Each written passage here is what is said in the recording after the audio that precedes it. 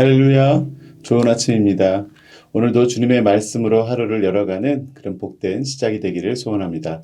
우리 다 함께 찬송가 하면서 가정에서 함께하는 새벽 예배를 시작하겠습니다.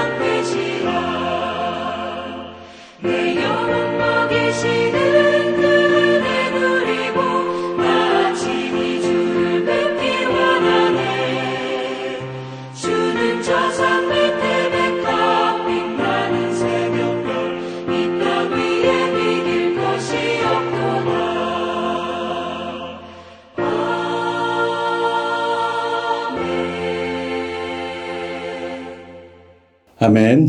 이 시간 우리 함께 기도하실 때에 오늘은 특별히 우리 다음 세대들이 하나님의 꿈을 꾸고 또 그 뜻을 따라 살아가는 삶을 살게 해달라고 우리 다음 세대들을 위해 중보하며 함께 기도하겠습니다. 하나님 감사합니다. 오늘도 저희들에게 주님의 말씀으로 하루를 시작할 수 있는 이 특권을 주시고 또 이 은혜를 허락하시니 감사합니다. 하나님 오늘도 주님 안에서 정말 저희들이 복된 하루가 될 수 있기를 소원하오니 저희들에게 이 하루를 살아갈 수 있는 참된 지혜를 허락하여 주시고 특별히 또 우리 다음 세대를 위해 우리가 중보하고 있는데 우리의 자녀 세대들 정말 주님이 주시는 꿈과 비전을 품고 그들의 주어져 있는 인생을 정말 아름답게 만들어갈 수 있는 아주 복된 세대가 될 수 있도록 우리 자녀들을 지켜 보호하여 주시옵소서. 오늘도 주님의 말씀 속에서 우리가 나아가야 할 바를 깨닫고 또한 우리가 행하여야 할 바를 깨닫는 아버지 은혜의 시간 되게 하여 주시옵소서. 감사하며 예수님 이름으로 기도했습니다. 아멘. 오늘 주시는 하나님의 말씀 함께 보도록 하겠습니다. 하나님 말씀은 잠언 30장 18절에서 33절 말씀인데요. 우리 천천히 함께 합독하도록 하겠습니다. 내가 심히 기이 여기고도 깨닫지 못하는 것 서너시 있나니 곧 공중에 날아다니는 독수리의 자치와 반석 위로 기어다니는 뱀의 자치와 바다로 지나다니는 배의 자치와 남자가 여자와 함께한 자취이며 음녀의 자치도 그러하니라. 그가 먹고 그의 입을 씻음같이 말하기를 내가 악을 행하지 아니하였다 하느니라. 세상을 진동시키며 세상이 견딜 수 없게 하는 것 서너시 있나니 곧 종이 임금된 것과 미련한 자가 음식으로 배부른 것과 미움받는 여자가 시집간 것과 여종이 주모를 이은 것이니라. 땅의 작고도 가장 지혜로운 것 넷이 있나니 곧 힘이 없는 종류로 돼 먹을 것을 여름에 준비하는 개미와 약한 종류로 된 집을 바위 사이에 짓는 사반과 임금이 없으되 다 때를 지어 나아가는 메뚜기와 손에 잡힐만 하여도 왕궁에 있는 도마뱀이니라. 잘 걸으며 위풍 있게 다니는 것 서너시 있나니 곧 짐승 중에 가장 강하여 아무 짐승 앞에서도 물러가지 아니하는 사자와 사냥개와 순념소와 및 당할 수 없는 왕이니라. 만일 네가 미련하여 스스로 높은 채 하였거나 혹은 악한 일을 도모하였거든 내 손으로 입을 막으라. 대저 젖을 저으며 엉긴 젖이 되고 코를 비틀면 피가 나는 것 같이 노를 격동하면 다툼이 남이니라. 아멘. 오늘은 우리 잠언 30장을 계속 묵상하고 있습니다. 이 아굴의 잠언에서 본문은 번역하고 또 이해하기에 앞서서 또 잠언에서 가장 어려운 섹션에 속하는 어려운 본문이기도 합니다. 필자는 이 아굴이라는 사람인데요. 시작을 내가 아굴의 잠언이다 라고 하고 이 30장을 시작하는데 우리는 이 사람이 누구인지 정확히 알지 못합니다. 또 성경도 본문이나 성경 밖의 어떤 본문에서 전혀 언급되지 않는 인물이에요. 이 잠언에만 나오는 이름이죠.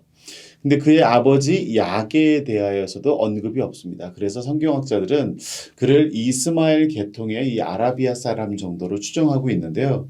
그러면 왜 비이스라엘 사람인 아굴의 글이 잠언에 실려 있을까 하는 그런 의문을 갖게 되죠. 하지만 이 아굴이 한결같이 말하는 것은 그가 엄청난 지혜자라고 스스로 자부하지 않았고 자신을 사람들 중에 가장 무지한 자로 자처하면서 사실은 자신의 그 연약함을 드러내고 있다는 데에 오늘 굉장히 중요한 의미가 있습니다. 아굴은 무한한 하나님을 정말 모르기 때문에 자신에게는 지식이 없음을 깨달았다라고 고백하면서 이 30장의 잠언을 기록하고 있습니다. 이 아굴의 잠언은 독특하게 이 4라는 숫자에 포커스를 맞춰서 이야기를 풀어가고 있습니다. 어제 묵상한 본문에도 11절에서 14절 보면 사람에게 있어서 바람직하지 못한 4가지 행동에 대해서 얘기하고 있고 또 15절, 16절에 보면 사람이 만족할 줄 모르는 4가지의 것에 대해서도 언급했어요. 그리고 오늘 읽은 본문 보니까 18절에서 19절 보면 4가지 정말 내가 신기하게 생각하는 기이한 일이 있다라고 하면서 얘기를 하고 있는데 18절, 19절 뭐죠? 내가 심히 기이 여기고도 깨닫지 못하는 것 서너시 있나니 곧 공중에 날아다니는 독수리의 자취와 반석 위로 기어다니는 뱀의 자취와 바다로 지나다니는 배의 자취와 남자가 여자와 함께한 자취이며 또 20절에요. 음료의 자취도 그러하니라 그가 먹고 그의 입을 씻음같이 말하기를 내가 악을 행하지 아니하였다느니라. 이 4가지 신비한 일이 뭐죠? 이 독수리가 하늘을 날아다니는 것 그 자취를 알 수 없는 거죠, 사실은. 길을 갖고 움직이는 게 아니니까요. 또 뱀이 돌 위를 기어다니는 것, 뱀이 돌 위를 기어다닌 다음에 흔적을 남깁니까? 남기지 않죠. 그래서 우리가 그것을 알 수 없다라는 얘기를 하는 거고 배가 바다를 항해하는 것, 사실은 배가 바다를 항해하면 저는 이 배를 타보면 배가 지나간 길은 그 물결, 잔물결이 쫙 일면서 배가 지나간 길을 아는 것 같지만 그 물결도 사실은 얼마 지나지 않아서 평온한 바닷속에 묻히는 것을 보게 됩니다. 그래서 사실은 이 모든 것들이 정말 신비한 일이다. 사람들이 다 헤아릴 수 없는 것이다. 라고 지금 이 아굴이 이야기합니다. 그런데 마지막에 남자와 여자가 함께한 자취도 알 수 없다. 신비롭다 얘기했는데 아마 이것은 성적인 관계를 비유하는 것 같아요. 그러나 이 모든 표현이 다음 절인 이 20절에 대한 이야기를 하려고 초점을 맞추고 있다라고 보여집니다. 이 앞서 말한 것들도 모두 신비한 일이지만 음녀도 음탕한 여인도 그렇다는 거예요. 뭐라고요?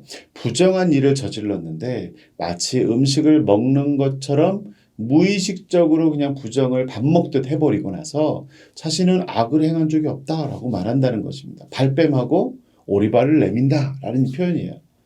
이것이 하나님을 모르는 사람들의 대표적인 무지의 증거라고 지금 오늘 이 아굴이 이야기하고 있는 것입니다. 또 21절에서 23절을 보면 세상이 견딜 수 없고 부당한 일이 4가지가 있다라고 얘기합니다. 21절에 뭐라고 말합니까? 세상을 진동시키며 세상이 견딜 수 없는 하는 건 4가 있는데 서너시 있는데 곧 종이 임금이 되는 것과 미련한 자가 음식으로 배부른 것과 미움을 받는 여자가 시집간 것과 여인이 주모를 이은 것이다 라는 표현을 하고 있습니다.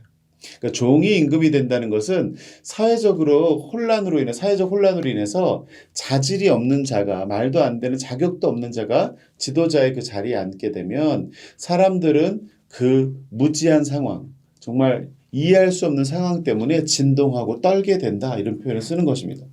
그러니까 이치에 맞지 않는 사실은 인사가 이루어지면 많은 사람들이 두려움에 떨게 된다는 이야기죠. 그리고 미련한 자가 음식으로 배부르게 된다. 미련한 것과 음식 먹는 게 무슨 상관이 있을까요? 생각해 보면 미련한 자들은 자신이 배부르고 나면 다른 사람들의 필요에 대해서는 관심을 기울이지 않게 된다는 것을 암시하는 것입니다. 지혜로운 자라면 내 배를 부리고 나면은 사실은 다른 주변의 사람들을 또 돌아보기 마련인데, 미련한 자는 그렇지 않다는 것이죠. 자신의 본능에 충실하게만 살아간다는 겁니다. 그리고 미움받는 여자가 시집을 갔다는 이야기는 무슨 말입니까? 결국 사랑받지도 않는 여자가 시집을 가면, 결혼을 하면 순탄치 않은 결혼 생활이 이어질 것을 그냥 예견하는 것입니다. 그리고 여종이 주모를 이었다. 사실 이 한자를 들어가니까 우리가 이 의미를 잘 이해하기 힘든 부분이 있는데요. 이 표현은 종이 왕의 자리에 오른 것과 똑같이 종이 주모, 주인 주자에다가 여기서 여자 주인의 자리를 잇는 것이라고 표현하는 것입니다. 그러니까 사실은 종의 신분인데 갑자기 안주인 자리를 차지하게 된다는 것이죠. 여종이 주모를 잇는다라는 이거의 대표적인 예가 성경에 그 아브라함의 아내 사라와 그의 여종 하갈의 경우입니다. 이 하갈은 사라의 몸종이었는데 자녀를 낳지 못하자 어떻게 돼요? 하갈이 아브라함과 결혼하여서 둘째 아내가 되죠. 그리고 둘째 아내가 돼서 그 종이 자녀를 낳자마자 자신의 주인이었던 어떻게 해요? 누구요? 사라를 굉장히 멸시하는 모습들을 보게 되죠.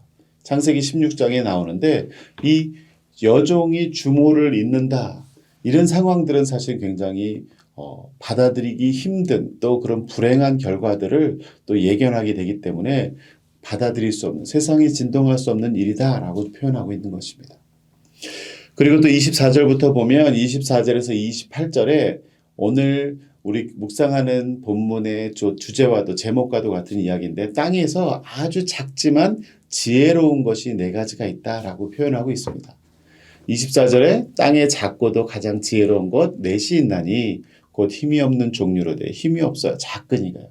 근데 먹을 것을 여름에 준비하는 개미와 약한 종류지만 집을 바위 사이에 짓는 사반과 임금이 없지만 다 떼를 지어 다니는 메뚜기와 손에 잡힐만 해도 왕궁에 있는 도마뱀이다 라고 지금 말하고 있습니다. 개미, 사반, 메뚜기, 도마뱀, 이 동물들은 작고 힘이 없고 보잘것없는 동물이라고 지금 표현합니다. 이 동물들이 뭐 IQ가 높은 동물일까요? 글쎄요. 지능지수만 놓고 본다면 그다지 내놓을 게 없는 그런 작은 미물에 속하는데, 이 잠언에서는 이 지능보다 자신의 삶의 환경 속에서 이 살아가는 지혜를 굉장히 더 높게 평가하고 있습니다. 개미는 겨울 양식을 위해서 더운 여름에 열심히 일을 하는 존재로 우리가 많이 알고 있습니다. 그리고 사반이라는 단어는 되게 생소하시죠? 이 사반은 일명 우리 사진을 보면 알겠지만 바위 너구리라고도 불리는, 그냥 발바닥에 빨판 같은 게 있어서 험한 절벽을 점프해서 재빠르게 옮겨 다니면서 포식 동물로부터 자신을 보호하는 그런 존재라는 것입니다. 그리고 메뚜기는 지도자가 없는 듯해요. 하지만 메뚜기 떼라고 하고 메뚜기 한 마리를 보지 않잖아요. 큰 군집 생활을 하면서 자신들을 보호할 줄 알고 함께 생존해 나간다는 것입니다. 그리고 재미있는 표현은 이 도마뱀을 얘기하고 있는데, 도마뱀은 손에 잡힐 만한 것 같지만 가장 풍요롭고 깨끗해야 되는 왕궁에서도 그 도마뱀을 쉽게 잡지 못하고, 사실 도마뱀은 자신이 마음대로 그곳에서 살아갈 수 있다는 것입니다. 잡히지 않는다는 거죠. 그래서 저도 얼마 전에 우리 교회에서 VBS를 할 때 갑자기 외부에 나갔다 제 사무실 안에 들어가면서 문을 열고 있는데 바닥에 갑자기 움직이는 어떤 것으로 인해서 깜짝 놀란 적이 있습니다. 알고 봤더니 자세히 보니까 도마뱀 한 마리가 있는데, 도마뱀 한 마리를 제가 붙잡으려도 잘 붙잡지를 못하겠고 쫓아내려고 해도 잘 쫓아내지지 않았어요. 그래서 한동안 이렇게 애를 먹었는데, 이 도마뱀은 그렇습니다.